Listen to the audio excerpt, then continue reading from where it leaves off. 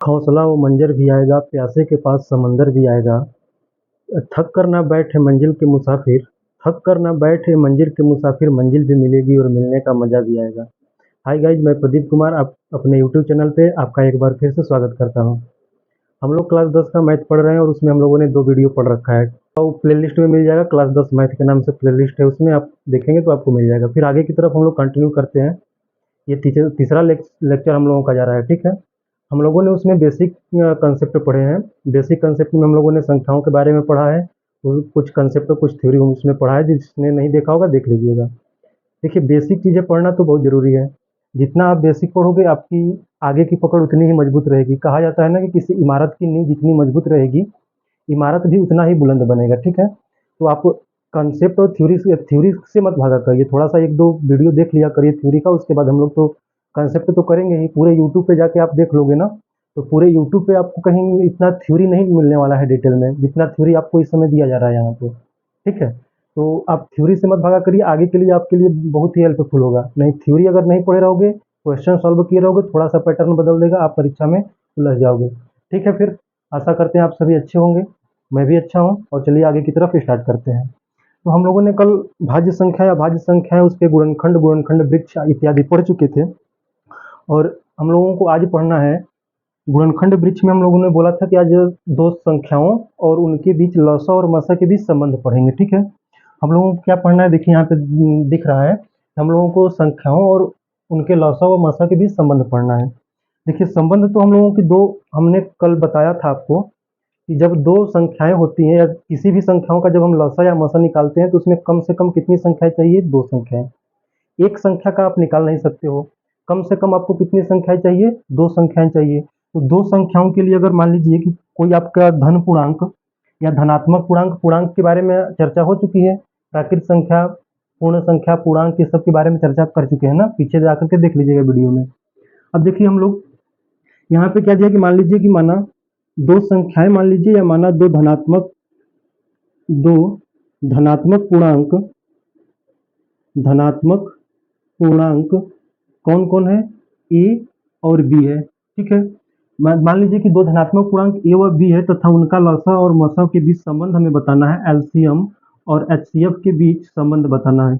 अब ये क्या होगा, यहाँ पे क्या होता है कि एलसीएम गुणे, एलसीएम किसका, इन्हीं दोनों संख्याओं का, मतलब कि ए और बी का एलसीएम गुणे एचसीएफ किसका, ए और बी का एचसीएफ बराबर क्या होता है, पहली संख्या, वहां पे आपको दिख रहा है ऊपर ना स्लाइड में, देखिए, पहली संख्या गुणे दूसरी संख्या, पहली संख्या गुणे दूसरी संख्या, ठीक है। तो ये होता है आपका दो संख्याओं के बीच, यदि दो संख्याएं आपको दी गई हैं तो उनके लसा और मसा के बीच संबंध होता है। अब देखिए यहाँ से आप क्या कर सकते हो, यहाँ से अभी निकाल सकते हो। देखो यहाँ पे अगर आपको क्या निकालना है, एलसीएम निकालना है, लसा निकालना है, तो ये क्या होगा, पहली संख्या गुणे दूसरी संख्या तो इधर ही रहेगी, पहली संख्या गुणे दूसरी संख्या तो इधर ही रहेगी। और ये जो मसा है, मसा क्या होगा, बराबर की दूसरी तरफ आएगा, तो इधर जो बराबर की दूसरी तरफ गुणा के रूप में जुड़ा हुआ है, दूसरी तरफ आएगा तो किस में हो जाएगा, भाग में हो जाएगा, अर्थात ये हो जाएगा एचसीएफ। इसका एचसीएफ तो ए और बी का एचसीएफ, ठीक है। यहाँ से ये एलसीएम बराबर आ गया पहली संख्या गुणे दूसरी संख्या, बट्टे में आप इसको बोल सकते हैं मसा, ठीक है। अब देखिए यहाँ से अगर लसा आपको निकालना है तो लसा के लिए क्या करोगे, लसा तो निकाल लिए, लसा तो हो गया, अब मसा निकालना है, मतलब एचसीएफ आपको निकालना है। एचसीएफ बराबर क्या हो जाएगा, पहली संख्या गुणे दूसरी संख्या, ठीक है, पहली संख्या गुणे दूसरी संख्या। एचसीएफ निकालना है तो एलसीएम को इस तरफ पक्षांतर कर दीजिए, तो इस तरफ पक्षांतर करेंगे, ये इसके साथ किस रूप में जुड़ा है, गुणा के रूप में। गुणा से इधर जाएगा तो किस रूप में जाएगा, भाग के रूप में, अर्थात एलसीएम आ जाएगा किसका, एलसीएम ए और बी का। जो ये पहली संख्या है आपकी ए और ये जो दूसरी संख्या है आपकी बी, इन्हीं दोनों संख्याओं का आपका एलसीएम होना चाहिए, ठीक है। देख लीजिए यहाँ से, यदि दो धनात्मक पूर्णांक ए और बी हो तो उनका एलसीएम और एचसीएफ के बीच संबंध होता है क्या, एलसीएम गुणे एचसीएफ बराबर पहली संख्या गुणे दूसरी संख्या। इसको हिंदी में बोल सकते हैं लसा गुणे मसा बराबर पहली संख्या गुणे दूसरी संख्या, ठीक है, ठीक है। अब चलिए इस पे हम लोग एक आध दो क्वेश्चन कर लेते हैं, तब उसके बाद आगे की तरफ हम लोग बढ़ते हैं, ठीक है। अब जैसे इन ये तो आपको याद हो गया होगा, नहीं याद हुआ होगा तो आप नोट कर चुके होंगे, ठीक है। अब आपको दिया गया है कि यदि लसत किसका दिया गया है, देखिए लसा दिया गया है, यहाँ पे स्लाइड में देखिए लसा दिया गया है 77 और 99 का लसा दिया गया है, तो आप यहाँ पे लिखो अगर कि लसा किसका है 77 और 99 का लसा आपको कितना दिया गया है, तो 693 दिया गया है। कितना दिया गया है, लसा दिया गया है 693। तो यहाँ से आपको पूछा गया है कि मस 77 और 99 का कितना होगा, ये आपको बताना है, ज्ञात करना है। लसा दिया गया है कि 77 और 99 का लसा 693 है, तो मसा कितना होगा। अब देखो हल करें। अब हम लोगों ने अभी क्या पढ़ा, लसा और मसा, लसा गुणे मसा। आपको क्या क्या दिया गया है, देखो लसा दिया गया है और क्या दिया गया है, मसा दिया गया है। यहाँ पे देखोगे तो आपको लसा भी ज्ञात है, मसा भी ज्ञात है। पहली संख्या दूसरी संख्या इधर तो लिखी नहीं गई है, कोई बात नहीं, नहीं लिखी गई है तो यहाँ ब्रैकेट में यूज किया गया है ना, एक संख्या 77 है, दूसरी संख्या 99। तो हम लोगों ने अभी पढ़ा है कि लसा गुणे मसा बराबर क्या होता है, पहली संख्या गुणे दूसरी संख्या होती है। आप इसको पूरा लिख लीजिएगा। लसा कितना दिया है हमको, अच्छा क्या निकालना है, मसा निकालना है। तो मसा बराबर अभी हम लोगों ने पढ़ा क्या होता है, पहली संख्या गुणे दूसरी संख्या बटे में क्या होता है आपका, लसा होता है। अब मसा हमें निकालना है, किसका निकालना है मसा, तो 77 और 99 का मसा निकालना है। पहली संख्या कितनी है, 77 है, दूसरी संख्या कितनी है, 99 है। ठीक है, लसा कितना दिया है इसका, तो 693 दिया है। अब 600 ये 93 दिया है, तो इसको देखिए काटिए किससे, 9 से कटेगा, 9 से 11 9 99, 9 से इसको काटोगे तो 9 7 63, 9 7 63, 77 बार में 77 एकम 77, और फिर से आपका यहाँ से कट जाएगा 77 से, ये 77 कट जाएगा एक बार में।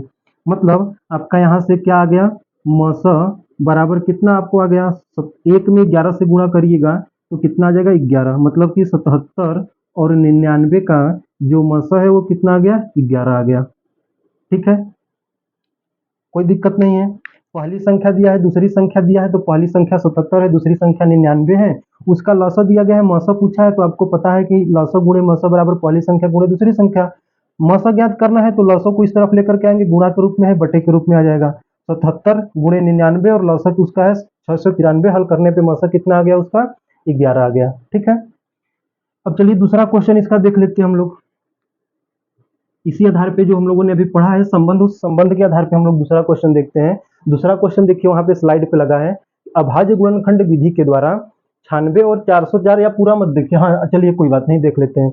अभाज्य गुणनखंड विधि के द्वारा 96 और 404, 96 और 404, 96 और 404 का एचसीएफ ज्ञात कीजिए। किसका, 96 और 404 का एचसीएफ, मतलब आपको क्या निकालना है, मसा ज्ञात करना है। ठीक है, किसके द्वारा, अभाज्य गुणनखंड विधि के द्वारा। क्वेश्चन के अनुसार अभाज्य गुणनखंड विधि के द्वारा आपको 96 और 404 का क्या करना है, मसा ज्ञात करना है। फिर आगे बोला है कि फिर इनका लसा भी ज्ञात कीजिए, मतलब कि एलसीएम ज्ञात करिए। अभाज्य गुणनखंड विधि के लिए कल मैंने बताया था, आपको याद होगा, शायद याद होगा। अभाज्य गुणनखंड विधि जब भी कहेगा, अभाज्य गुणनखंड विधि के लिए आपको सबसे पहले क्या करना पड़ेगा, तो सबसे पहले उसका अभाज्य गुणनखंड करना पड़ेगा। किसका अभाज्य गुणनखंड करना पड़ेगा, जो संख्याएं दी रहेंगी। चलिए करते हैं। हमें पहले मसा ज्ञात करना है, तो किया जाता है 96 का अभाज्य गुणनखंड 2 से जाएगा, 2 से जाने पे आप कितना आएगा, देखो आपको या तो कर लेते हो तो सही है डायरेक्ट, नहीं कर पाते हो तो इधर रफ में कर लीजिएगा। ठीक है, 2 से करिएगा तो 2 चौके 8 और 2 आठे 16, फिर 2 से 24, फिर 2 से जाएगा 12, 2 से 6, 2 से 3 बार में जाएगा, और 3 से कितनी बार में जाएगा, 1। मतलब ये क्या आ गया, 2 गुणे 2 गुणे 2 गुणे 2, कितनी बार 2 है, 3 2 5 बार, 5 बार गुणे 3। ठीक है, अब आपको किसका करना है, अभाज्य गुणनखंड 404 का। इसी प्रकार आप यहाँ पे 404 का कर सकते हो। 404 का करोगे तो 2 से जाएगा, 2 से जाएगा, 2 दूना 4, 0 2 दूना के 4, फिर 2 से जाएगा तो कितना आ गया, 101। अब ये 101 आ गया, तो अब तो इसका गुणनखंड, अब ये 101 किसी से कटेगा नहीं, तो 2 गुणे 2 गुणे क्या करोगे, 101। क्या करोगे, 2 गुणे 2 गुणे 101। अब आपको देखिए क्या निकालना है, मसा। क्या निकालना है, मसा निकालना है, एचसीएफ निकालना है। किसका निकालना है आपको, मसा 96 और 404 का आपको मसा निकालना है। मसा के लिए और लसा के लिए कल आपको बताया गया था ना कि मसा और लसा निकालने के लिए आप क्या करोगे, सबसे पहले तो उसका अभाज्य गुणनखंड करोगे। जब आप अभाज्य गुणनखंड कर लोगे तो उसमें मसा के लिए बताया गया था कि प्रत्येक उभयनिष्ठ गुणनखंड की सबसे छोटी घात, और लसा के लिए बताया गया था कि प्रत्येक अभाज्य गुणनखंड की सबसे बड़ी घात। इसमें प्रत्येक उभयनिष्ठ अभाज्य गुणनखंड की सबसे छोटी घात। तो यहाँ पे अगर देखोगे तो 2 का घात कितना है, 2 का घात 5 है गुणे 3, और इसको यदि लिखोगे तो 2 के घात 3 गुणे 101। मौसम निकालना है तो प्रत्येक उभयनिष्ठ अभाज्य गुणनखंड, उभयनिष्ठ कौन सा है, इसमें भी दो है इसमें दो है, का सबसे छोटी घात, दो छोटा है कि पांच, तो बोलोगे कि घात दो छोटा है, तो यहाँ पे क्या आ जाएगा, दो की घात दो, मतलब इसका मौसम कितना आ गया आपका, चार आ गया। ठीक है, अब इसका जब मौसम चार आ गया तो अभी इसके आगे बोला है, इसी क्वेश्चन में आगे बोला है कि फिर इनका एलसीएम ज्ञात करिए। अब आपने क्या किया कि दो संख्याएं दी गई है, मान लीजिए कि ये पहली संख्या है और ये आपकी दूसरी संख्या है। ठीक है, पहली संख्या और दूसरी संख्या आपकी 96 और दूसरी संख्या 404 है, पहली 96 दूसरी 404। मसा अभी आपने अभाज्य गुणनखंड विधि से बोला है तो ज्ञात कर लिया, कितना आ गया, चार। अब इसका लसा ज्ञात करना है, तो लसा के लिए दो संख्याओं और लसा और मसा के बीच कोई संबंध आपने पढ़ रखा है, बिल्कुल पढ़ रखा है। इसका 96 और 404 का क्या होता है, इस पहली संख्या गुणे दूसरी संख्या, आप पूरा या तो हो सकता है तो लिख लो, आपको याद हो जाएगा। लसा बराबर होता है पहली संख्या गुणे दूसरी संख्या बटे में क्या होता है, मसा। अब यहाँ से देखो, लसा आपको किसका निकालना है, 96, और किसका निकालना है, 404 का। पहली संख्या कितनी है तो 96 है, दूसरी संख्या कितनी है, 404 है। मसा कितना आया हल करने पे, चार आया। चार से काटोगे ये कितनी बार में कटेगा, 101 बार में। अर्थात आप यहाँ से 96 में 101 का गुणा करोगे तो 96 में 101 का गुणा करने पे कितना आएगा, 96 में आप 101 का गुणा करते हो तो नहीं दिख रहा इधर ना, चलिए इधर ही हल करते हैं। 96 गुणे 101 हल करिएगा तो 96 में 101 से गुणा करिएगा, 96 में 100 से गुणा करिएगा, 96 100, और प्लस इसमें कर दीजिएगा 96 96। ठीक है, तो इसका लसा कितना आ जाएगा, 96 96 आ जाएगा। ठीक है, ये आपका आंसर हो जाएगा, गुणा कर लीजिएगा आप लोग। इस प्रकार से हल करते हैं, अब आशा करते हैं तो ऐसा हल कर लोगे। अब इस प्रकार के क्वेश्चन आपके परीक्षा में कितना भी आ जाए ना, आपको कहीं रुक बजाएंगे नहीं। ठीक है, आप इसलिए बोलते हैं कि थ्योरी जरूरी है, थ्योरी जरूर पढ़ा करिए आप लोग। अब चलिए अगला हम लोग देखते हैं। अब आपके हम लोग आते हैं, संबंध देख लिए, उस पर हम लोगों ने एक दो क्वेश्चन भी देख लिया। अब इस संबंध में हम लोग आते हैं, देखिए आगे की तरफ क्या करते हैं कि आपके एनसीईआरटी जो बुक है उसमें 4-5 क्वेश्चन सॉल्व किए गए हैं। ठीक है, अब उन चारों पांचों क्वेश्चन को हम लोग देख लेते हैं, तो फिर उसमें हम लोग आगे की तरफ फिर कल से या आज से जो भी होगा हम लोग थ्योरी करेंगे। ठीक है, अब चलिए देखते हैं हम लोग क्या है आपका पहला क्वेश्चन जो है, कहता है, देखिए यहाँ पे क्वेश्चन लगा है कि संख्याओं 4 के पावर n पर विचार कीजिए जहां n एक प्राकृत संख्या है। संख्याओं 4 के पावर n पर विचार कीजिए जहां n एक प्राकृत संख्या है, जांच कीजिए कि क्या n का कोई ऐसा मान है जिसके लिए 4 के पावर n अंक शून्य पर समाप्त होता है। अब देखिए ये क्या कह रहा है क्वेश्चन, क्वेश्चन कह रहा है आपका कि 4 के पावर n पर विचार करिए, और 4 के पावर n पर विचार करने के बाद ये n को क्या बोल रहा है कि प्राकृत संख्या। प्राकृत संख्या आपको पढ़ाया गया है, पता है आपको क्या होता है कि 1 2 3 इत्यादि ये सभी अनंत तक की संख्याएं क्या होती है, प्राकृत संख्या है। मतलब कि n का मान 1 भी हो सकता है, 2 का 2 भी हो सकता है, 3 4 5 6 आप जो भी हो रख सकते हो। ठीक है, जहां n एक प्राकृत संख्या है और यह कह रहा है कि जांच कीजिए कि क्या n का कोई ऐसा मान है जिसके लिए 4 के पावर n अंक शून्य पर समाप्त हो।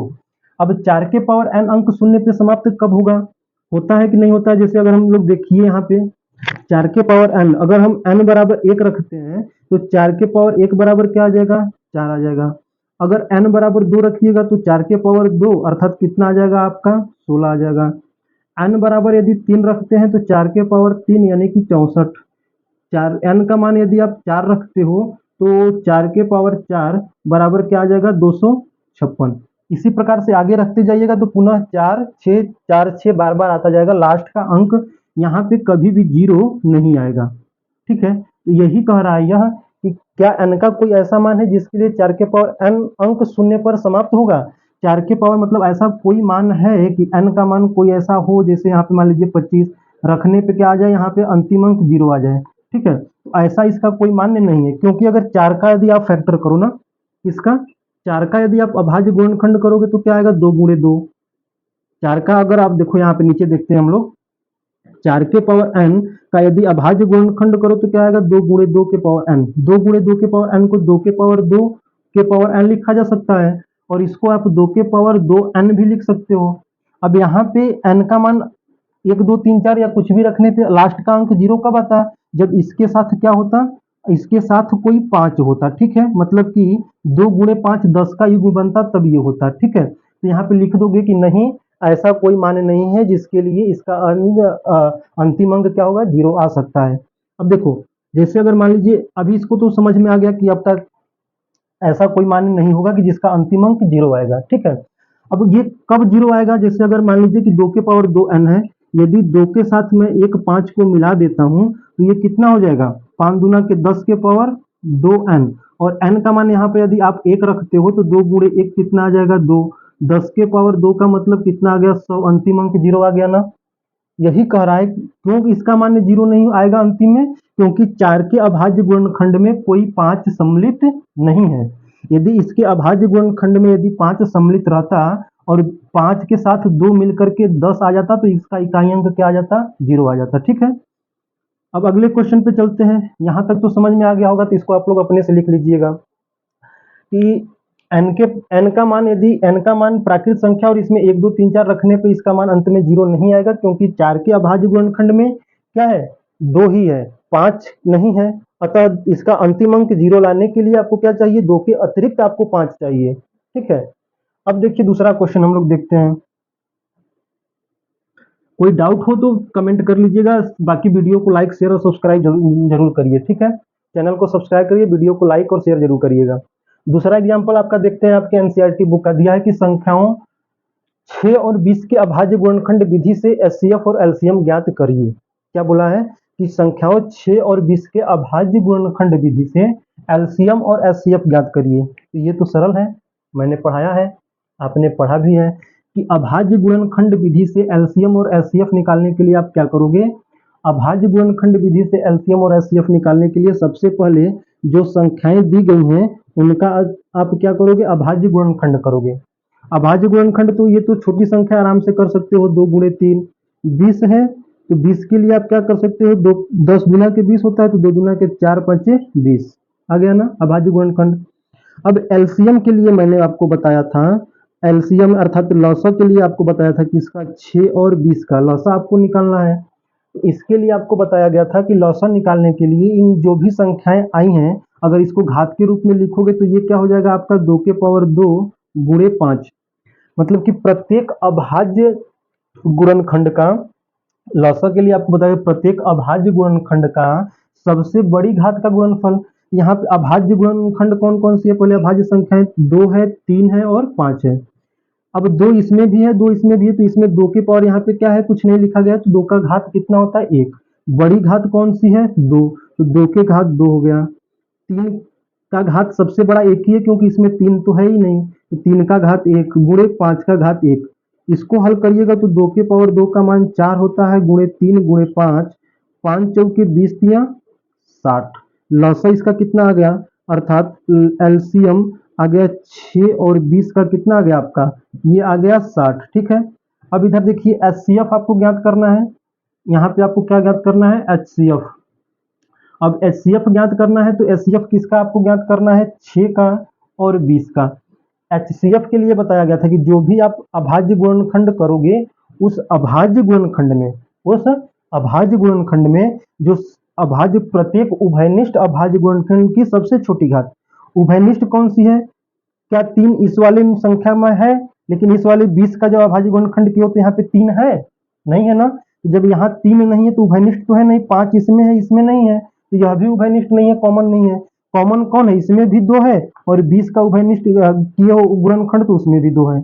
अब देखो 2 तो है, लेकिन एचसीएफ के लिए होता है सबसे छोटी घात, तो छोटी घात 2 के घात 2 बड़ा है या छोटा है, कि 2 के घात 1 छोटा है। जाहिर सी बात है कि 2 के घात 1 छोटा है, मतलब कि यहाँ पे 2 का घात कितना होगा, 1 होगा। एचसीएफ की 2 का घात 1 2 ही होता है, अर्थात एचसीएफ आपका कितना आ गया, 2, और एलसीएम आपका कितना आ गया, 60, ठीक है। यही आपसे पूछा है, कर लोगे, ठीक है। अब आगे चलते हैं हम लोग तीसरे क्वेश्चन की तरफ। तीसरा क्वेश्चन क्या है आपका, आपके बुक में देखिएगा एग्जाम्पल में सॉल्व किया गया उसमें कि अभाज्य गुणनखंड विधि द्वारा 96 और 404 का एचसीएफ ज्ञात करिए। अच्छा ये तो अभी मैंने बताया है ना, अभाज्य गुणनखंड विधि द्वारा, इसको अभी तो मैंने बताया है, ये तो आप लोग कर ही लोगे, क्योंकि अभी इसके इस वाले क्वेश्चन के पीछे जस्ट जो एक क्वेश्चन एग्जाम्पल दिया था यही दिया गया था, ठीक है। अब अगला क्वेश्चन देखिए, एग्जाम्पल नंबर 4 आपके बुक का जो चौथा है, वो चौथा क्वेश्चन कह रहा है कि संख्या 7, 72 और 120 का अभाज्य गुणनखंड। संख्या 6, 72 और 120 का अभाज्य गुणनखंड विधि द्वारा एचसीएफ और एलसीएम ज्ञात करिए। ये भी एकदम सरल है, ठीक है। अब अभाज्य गुणनखंड विधि के द्वारा आपको क्या करना है, 6 का, 72 का, 120 का। तो अभाज्य गुणनखंड विधि द्वारा एलसीएम और एचसीएफ ज्ञात करने के लिए आप क्या करोगे, सबसे पहले उनका अभाज्य गुणनखंड करोगे। तो 6 का अभाज्य गुणनखंड आपका कितना आ जाएगा, 2 गुणे 3। 72 का कितना आ जाएगा, 72 का तो आप कर लीजिएगा तो ठीक है, नहीं कर लीजिएगा तो आप साइड में ऐसे कर सकते हो, ठीक है। 2 से करिएगा 36, फिर 2 से कितनी बार में 18, फिर 2 से कितनी बार में 9, 3 से 3 बार में, 3 से 1 बार में ना, यहाँ से 3 से 3 बार में, और 3 से करिएगा तो 1 बार में। मतलब इसका गुणनखंड कितना गया, 1 2 3, 2 कितनी बार है, 3 बार, और 3 कितनी बार है, 2 बार। मतलब आप इसको लिख सकते हो, इसको क्या लिख सकते हो आप, 2 का घात 3 और 3 का घात कितना, 2। इसी प्रकार आप 120 का निकालिएगा। अब 120 का निकालने के लिए आप क्या करोगे, 120 का आप यहाँ से गुणनखंड कर लीजिए, कितनी बार में जाएगा, 60 बार में, 30 बार में, फिर 2 से करिएगा तो 15, 3 से 3 5 15 और 5 से 5 1 कम 5। मतलब ये कितना आ गया, 2 गुणे 2 गुणे 2 गुणे 3 गुणे 5। 2 का घात कितना, तो 2 का घात 3 गुणे 3 गुणे 5, ठीक है। अब देखिए यहाँ से 6 का हो गया, 72 का हो गया और 120 का हो गया। सबसे पहले हमने क्या किया, अभाज्य गुणनखंड निकाला। अब अभाज्य गुणनखंड निकालने के बाद एलसीएम और एचसीएफ दोनों बोला है। तो एलसीएम जब आप निकालोगे किसका, 6 का, 72 का और 120 का, ठीक है। तो 6, 72 और 120 का जब आप एलसीएम निकालोगे तो क्या एलसीएम में होता है कि सबसे बड़ी घात प्रत्येक, तो 2 है, 2 का सबसे बड़ी घात कितना है, यहाँ पे 1 है, 2 का घात 3 है, 2 का घात इसमें भी कितना है, 3 है, तो 2 का घात 3 हो जाएगा। 3 का घात सबसे बड़ा कितना है, यहाँ पे 3 का घात 1 है, 3 का घात 2 और 3 का घात 1, तो 2 घात बड़ा है और 5, ठीक है। अब इसको गुणा करिएगा तो 2 के पावर 3 का मतलब होता है 8, 3 के पावर 2 का मतलब होता है 9 और गुणे 5, 8 5 40 में 9 से गुणा करोगे तो 9 चौके 36, 360 आ जाएगा। मतलब आपका जो एलसीएम है 6, 72 और 120, ठीक है, इसका कितना आ गया, एलसीएम 360 आ गया। अब देखिए एचसीएफ आपको निकालना है, तो एचसीएफ ये मिटा दें, इसको तो मिटा दें, कोई बात नहीं, आप लोग लिख चुके होंगे। अब देखिए एचसीएफ आपको निकालना है, तो एचसीएफ के लिए आपको क्या बताया गया था, एचसीएफ निकालना है 6, 72 और 120 का। तो जब आपको इसका एचसीएफ निकालना है तो एचसीएफ निकालने के लिए क्या बताया कि प्रत्येक उभयनिष्ठ संख्या की क्या सबसे छोटी घात, सब प्रत्येक उभयनिष्ठ अभाज्य गुणनखंड, उभयनिष्ठ कौन है, 2 इसमें भी है, 6 में, 7 के गुणनखंड में भी 2 है, 120 में भी 2 है, लेकिन सबसे छोटी घात कितना है, 2 का घात 1, मतलब कि 2। 3 इसमें भी है, 3 इसमें भी है, 3 इसमें भी है, तो 3 का सबसे छोटा घात क्या होगा, 3। 5 क्या है इसमें, इसमें भी नहीं है, इसमें भी नहीं है, तो 5 को नहीं लेंगे क्योंकि उभयनिष्ठ नहीं है, अर्थात 3 दूना के 6, अर्थात आप यहाँ से कह सकते हो कि एचसीएफ 6, 72 और 120 का कितना आ गया, एचसीएफ 6 आ गया। कितना कठिन है, जब आप थ्योरी को पढ़ लोगे अच्छे से तो आपको आंसर लाने में कोई दिक्कत नहीं होगा। क्वेश्चन कितना भी घुमा के दे, ठीक है, आप हल कर लोगे। और परीक्षा में यही होता है, आपको सोचो कि हूबहू 2-4 क्वेश्चन मिल जाएंगे, थोड़ा सा पैटर्न को घुमा देगा, क्वेश्चन का बोलने का तरीका घुमा देगा तो फिर फंस जाओगे आप। इसलिए बोलते हैं कि आप थ्योरी पढ़ा करिए, कंसेप्ट के साथ पढ़ा करिए, ठीक है। थ्योरी जब तक नहीं पढ़ोगे, थोड़ा सा क्वेश्चन घुमाएगा, आप घूम जाओगे, पेपर में हो सकता है गलती करके चले आओगे, ठीक है। इसलिए थ्योरी को अच्छे से पढ़ा करिए आप, और इतना जितना डिटेल में थ्योरी आपको मैं पढ़ाता हूँ शायद यूट्यूब पे अभी तक कोई नहीं पढ़ाया होगा आपको, ठीक है। फिर ये 4 क्वेश्चन हो गए आपके। अब यहाँ से हम लोग कल आगे कंटिन्यू करेंगे एक्सरसाइज 1.1 को, ठीक है। फिलहाल जितना पढ़ाया गया है आप उसको रिवाइज कर लीजिएगा अच्छे से, और कल मिलिएगा फिर देखिएगा कैसे आप उसको हल करोगे।